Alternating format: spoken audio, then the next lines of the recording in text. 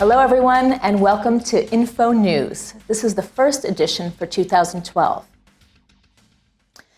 In December 2011, the FAO held its International Euroforest closing event at FAO headquarters in Rome.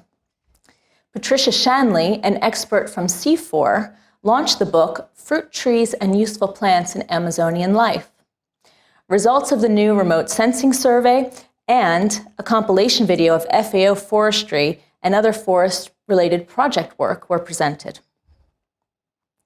The UN Forum on Forests also held a closing event at UN headquarters in New York on the 9th of February 2012.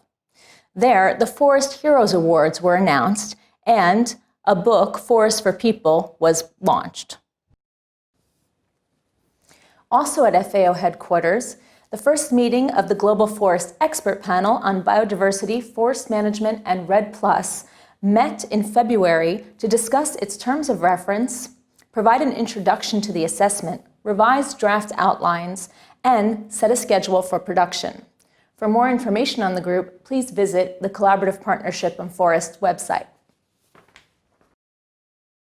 The expert consultation assessing the potential of insects as food and feed and assuring food security took place from the 23rd to the 25th of January.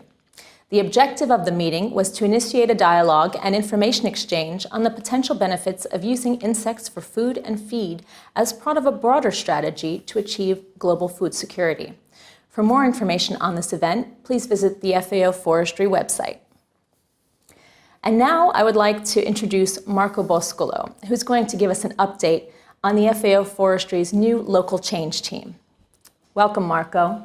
Thank you, Lauren. The local change team was created in part as a response to the employee survey, which took place last year, which brought to the surface something very simple, which is that employees in the forestry department in FAO are very competent, very committed, and yet they feel that their capacities and their commitment is not really fully utilized. And this for issues that have to do with inadequate communication, both top-down and across teams and divisions, for issues that have to do with trust, and we know that trust is a critical ingredient to build, maintain, and to grow effective teams, and for issues of empowerment and leadership. So, not really for issues that have to do with what we do, but really for how we do it and how we work together.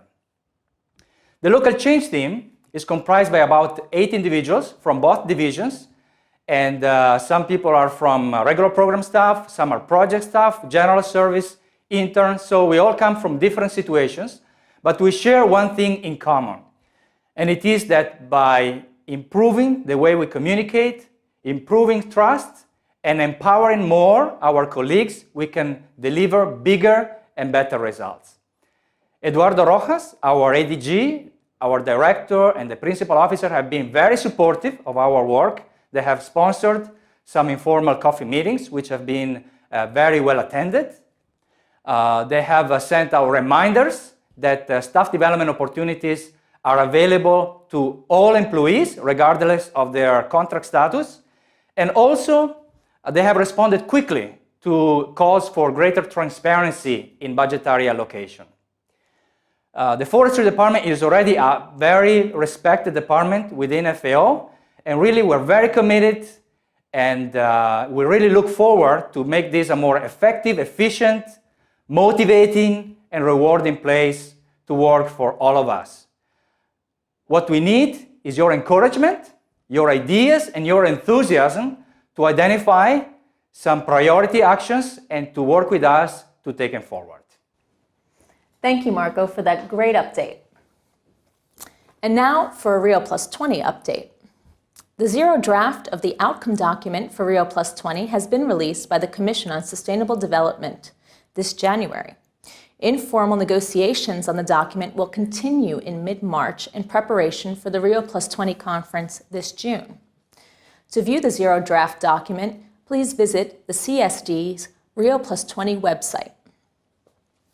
Also, members from the Deputy Director General for Knowledge and the Natural Resources Departments also worked closely with the Rome-based agencies to form a statement delivered during the initial discussions on the Zero Draft document. The statement can be found at the CSD's website as well. Also, the FAO Interdepartmental Working Group for Rio+20 met to discuss its final touches on the FAO Rio+20 policy document, which will be used to inform decision makers ahead of the Rio+20 conference, as well as serve as a broader document to guide the work of the FAO once Rio+20 is concluded. And for more information on this document, please see the dedicated workspace for Rio+20 on the FAO's internal homepage. The CPF website also has a new look. The site was designed by Gabriele Marcelli and developed in part by Luca Paolini, with the content managed by Valerie Waite. The new site can be found at www.cpfweb.org. In other news, final forest products production and trade statistics for 2010 have just been released on the FAO Stat website. For more information on these statistics, please visit the FAO Stat website. The FRA 2010 CD-ROM is now available in 6 languages. The CD contains key findings and the main report of the Global Forest Resources Assessment 2010. It also contains all country reports, result tables in Excel format, and terms and definitions. If you'd like a copy, please send a request to fra@fao.org.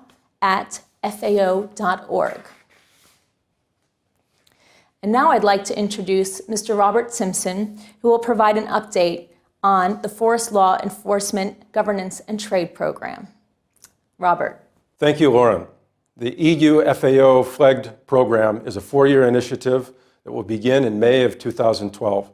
The program is to support the implementation of the EU Flagged Action Plan. Specifically, we will support governments to improve their forest governance, to reduce the incidence of illegal logging, and to reduce the amount of illegal timber on international markets. The program is funded through 10 million euro through the European Commission and 1 million euro through FAO. The program will be expanded to a larger geographic area, including Asian Pacific, African, and Latin American countries. The stakeholders eligible for the program are government institutions, civil society, and private sector organizations.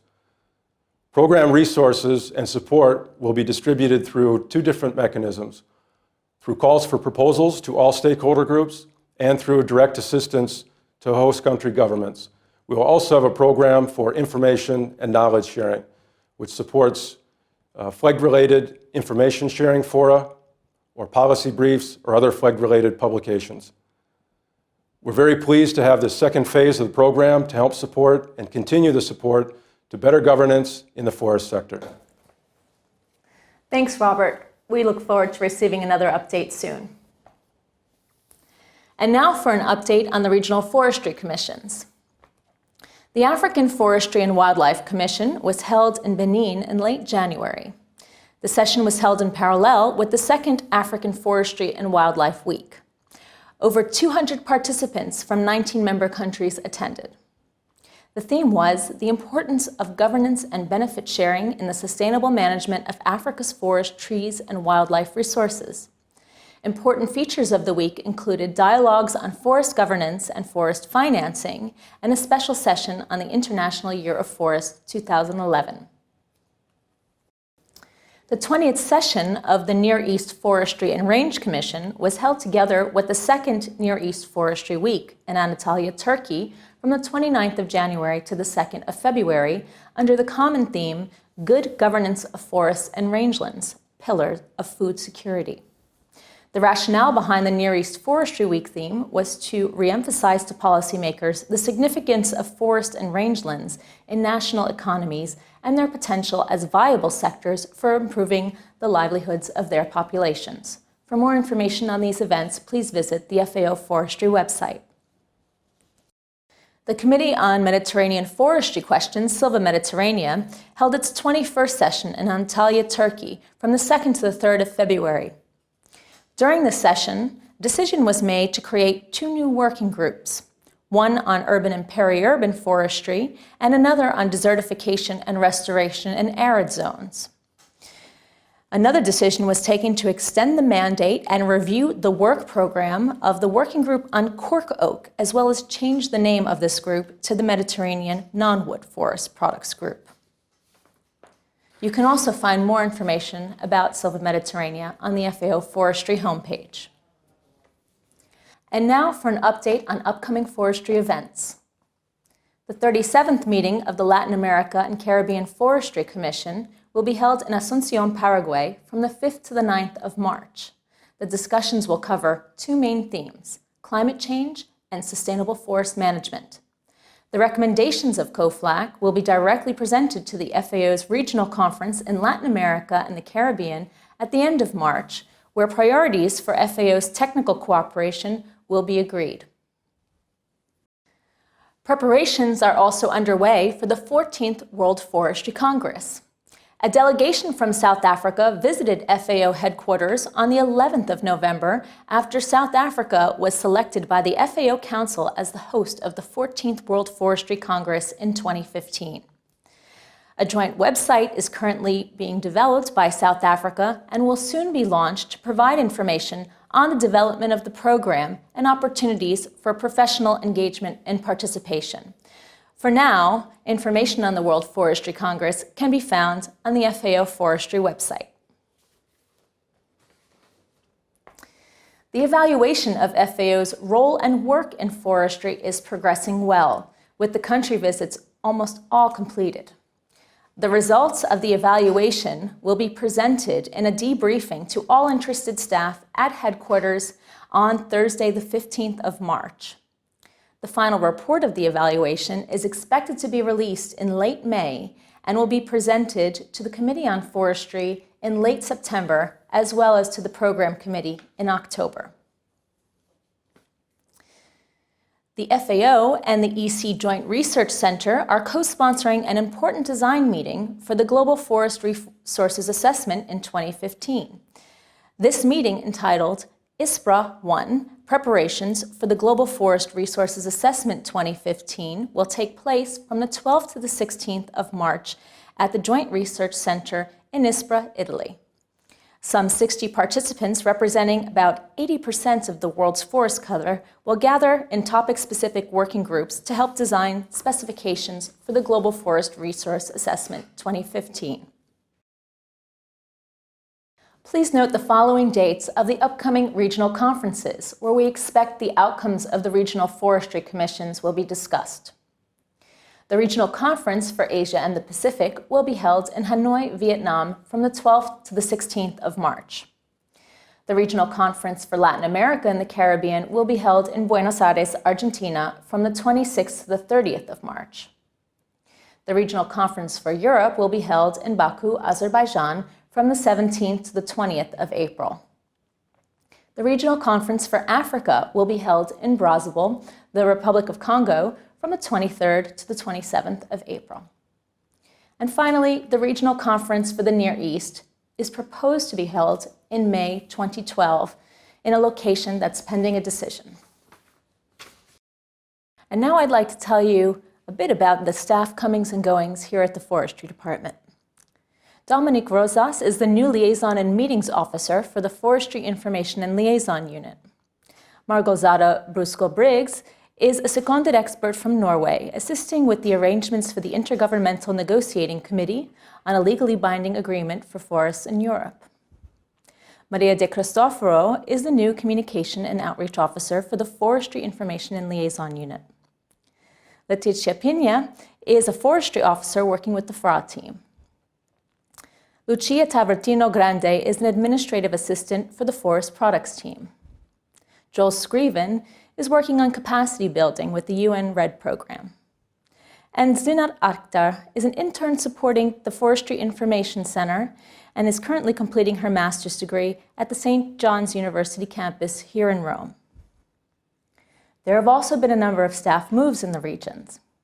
Jorge Mesa has recently been appointed Senior Forestry Officer in the Regional Office for Latin America and the Caribbean. Temporarily, Jorge will continue to be based in Asunción as FAO representative for Paraguay. Dominique Rieb has moved from Mongolia to the ECE FAO Forestry and Timber section in Geneva. Thomas Jutzak has been seconded to the UNFF in New York as of February 2012. And a new forestry JTO from Hungary, Ms. Gyongyi Orzag, took up her duties in the Regional Office for Europe and Central Asia in the middle of January. And on a final note, as referenced in a recent Director General's bulletin, the Sub-Regional Office for Central and Eastern Europe will now be merged into the Regional Office for Europe and Central Asia. Well, that's all we have for InFO News. I'm Lauren Flaser, and that's what's happening in your neck of the woods.